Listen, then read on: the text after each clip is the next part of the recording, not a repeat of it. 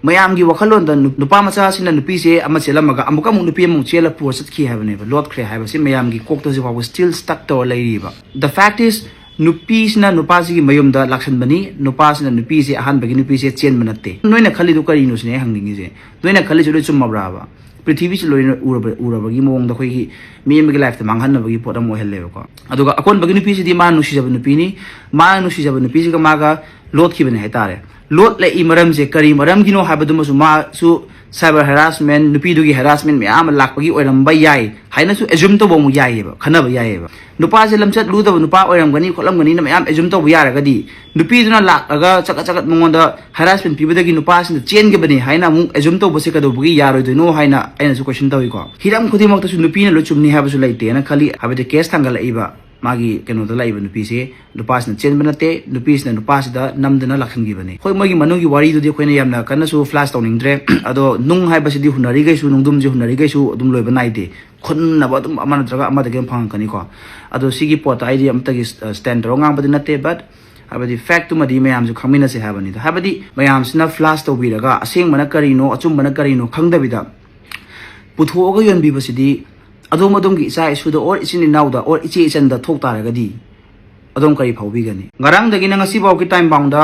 yam kana trending oina viral chakhalai ba zumba na mayam thingnari ba mayam tigi scroll tawda dum thingna biramani thajai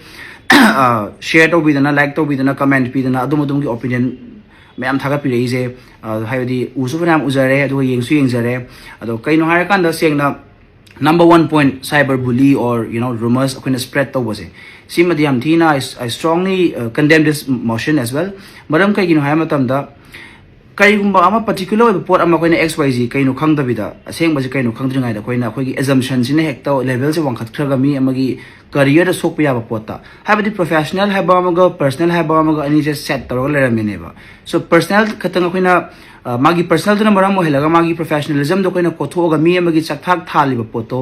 koina mabukta thangna yanbagi mong da tawbi basimadi sengna nungai tabam su phaujei ko as a viewer amoina mayamgi aisu social media paiba mi amoina aduga haiba nupa macha ji gi magi jumba career da ngasi wauda like 8 years of magi experience da aina sun thengna jar ko matamda satra lising amagi mathak tadi pnam yamam grang khalle yam thini yame isamak su magi visit tawzarore magi academy or haksel haiba keno sida ko ado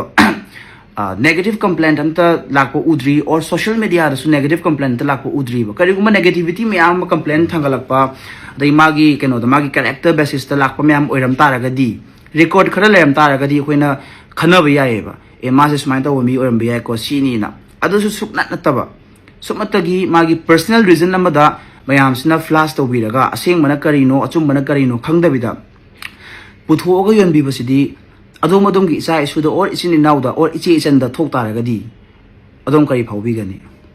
I mean seriously there's a big question mark si se loina ma khanba ya ba ngamnar ba ngak tenen thajai maram di social media am paira ba haiba se ai gi wakal da khanba pot to aina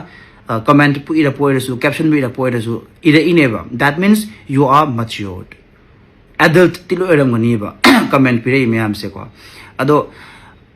pare magi personal life da so osunova magi mamaga maga namina photo ba ko thagat piraga adu du haidi cham chakhota ba comment sidai sum pa bane haidi migi body part private part ka se pallaga ga ngang ba si je kaino khoi gi laibak to loi thet pagi pot amu oire hai tare ne khoi je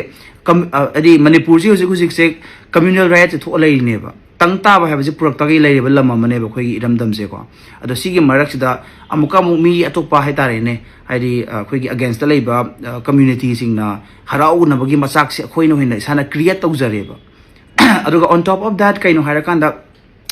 wari nungaina ba mi amagi wrongly interpret sengna hagadi facebook se id miwa bu kaina haininge kaino harakanda aseng ba chumbaram ba khangda bida khogi nga haki wari nungaina ba content create tawning ba pasha taning ba sing sidang masagi video se sem hona ba photo ma sem hora ha phora id like views sigum ba sigi pot ta haitare ne hidan na bagi pot am su lakhalai kanna simadi haiman ba thu oi sengna ko aduga asengba wari je khangning taragadi ai karigumba khara as per my knowledge and belief aduga aina haijaga dubi sing je aina kairu lekai sing dagi ujarak pa tajarak pa sing duni ko habadi mayam gi wakhalon da nupi si gi